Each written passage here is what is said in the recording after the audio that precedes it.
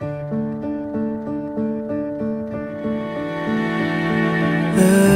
in your eyes, I see a paradise. This world that I found is too good to be true. Standing here beside you, want so much to give you this love in my heart that I'm feeling for you.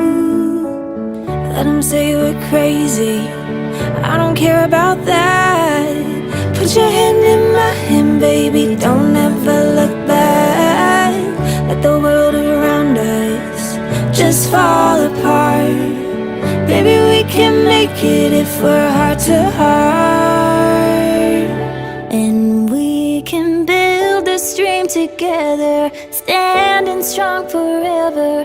Nothing's gonna stop us now.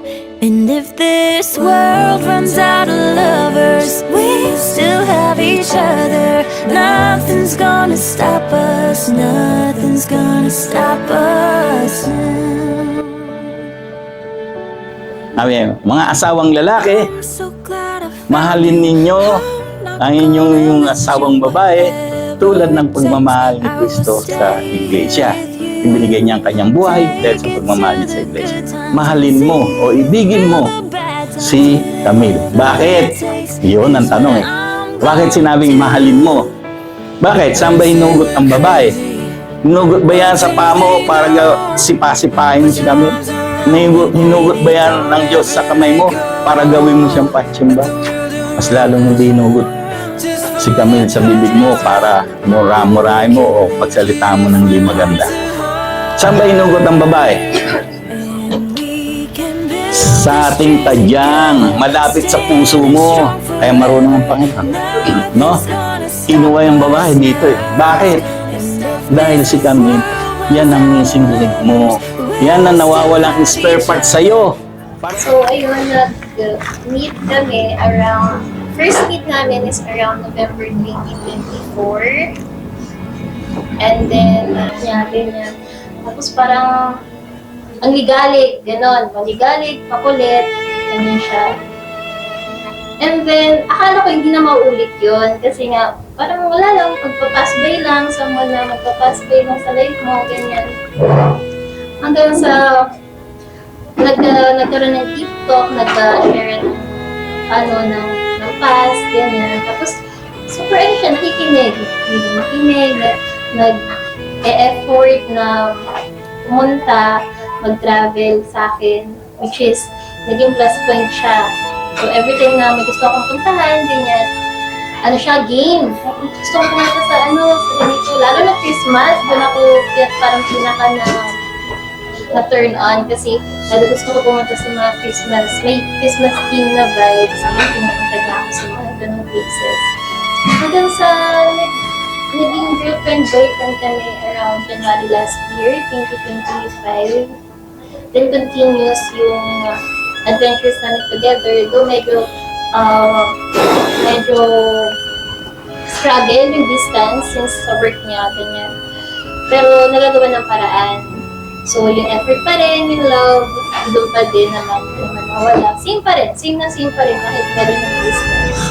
So, nagtuloy-tuloy siya hanggang August last year, which is, ayun nga, unexpectedly nalaman namin na magkaka-baby kami.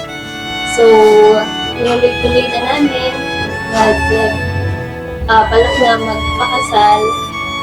Tapos hanggang sa umabot na sa ganitong point na ito na. So, first meet namin, since chat lang kami nag-uusap dati. So, first meet namin, like sinabi niya sa Marikina. So, yung first meet namin, parang siya eh. Nakita ko siya, parang adventurous na babae, maraming kinakausap, ganyan. And then, pagkatapos nun, yun, nagkausap kami. Tapos, parang doon ko na siya nakita ba, uy, maganda, parang maganda kabanding tong babae na to kasi adventurous, tapos family-oriented, and then independent since sa mga sinishare niya na siya yung sa bahay, nag-asikaso sa bahay, nagbabayad ng kuryente, nagtubig, nagluluto. So, parang plus point yun sa akin, parang kasi di naman sa yung ibang babae kasi walang ganyan na traits eh. Kasi parang ano lang, pero ang pangit naman ito kung nag-asawa ka na, di pa marunong magluto to, di siya masikaso. So yun yung nagustuhan ko sa kanya. So, since doon, naghahanap na ako ng paraan na makontak siya ulit. Naghahanap ako ng topic kahit out of this world na topic para makausap ko rin siya. So, yun, nag-initiate na naman ako na, sige, lalabas na naman tayo ulit. So, another, yung sinasabi niya, doon kami sa Christmas Village. So, doon na naman kami gumagala. Lahat ng Christmas Village at dito sa Manila, naikutan na namin. So, nag-go deeper yun ang understandings namin.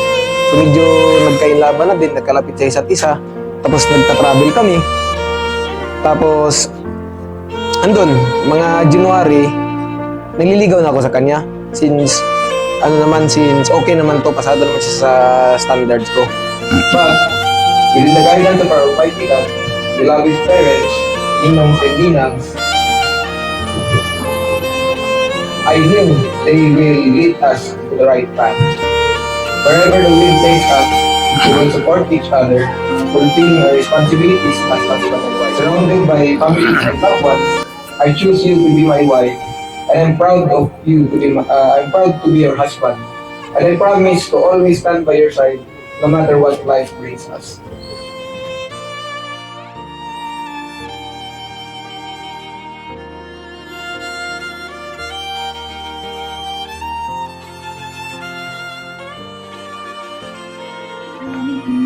Sabi tayo matututo. Sabi tayo magkakamali. Sabi natin tutong kasi yung bagong chapter ng buhay natin mag-asawa. Loving from this moment on, I will love you, choose you, and stand you for the rest of my life. Let's start our forever now.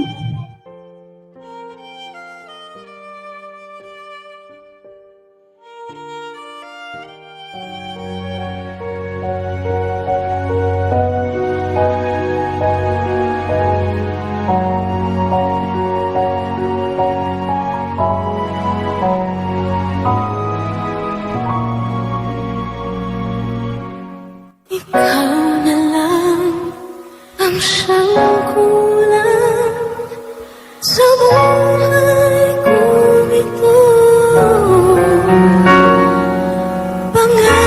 Very thoughtful na, sobrang effort, princess treatment, no max, to the max, gano'n.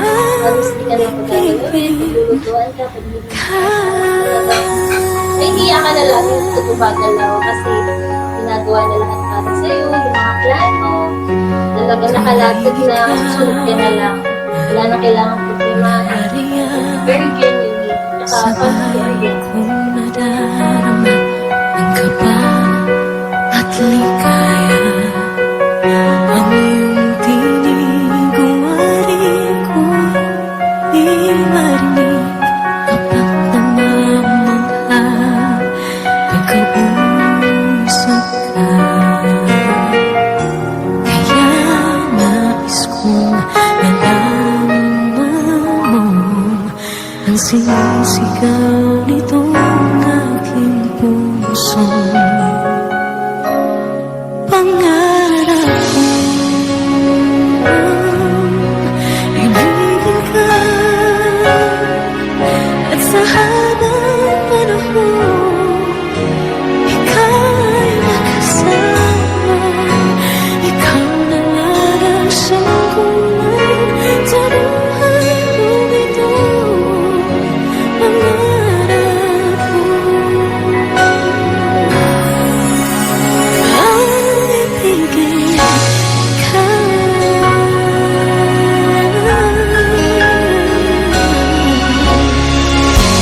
Ikaw kay So, I promise to keep choosing you every day. Na kahit may mga struggles pa rin, lalo sa sa distance, na medyo mahirap talaga. Sinimulan na natin, tuloy-tuloy na natin, lifetime na to. Tuloy na natin. Hans, mahal na mahal kita. isang damdamin aking hinihiling na sabihin mo ang nilalaman ng iyong puso.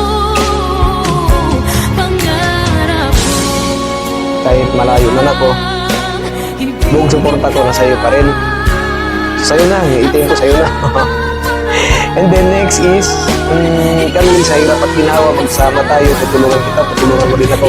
Itaguyod natin yung pamilya natin, bubuhatin natin yung haligi ng ating tahanan. So, di ba, gampanan natin ang ating responsibilities as husband and wife, yung nasa sinasabi ko.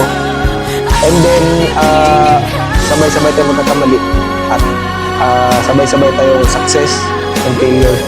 So, yun lang. Kamil, kahit saan man ako sa mundo ito, yung puso ko na sa'yo pa rin. Kamil, mahal na mahal kita.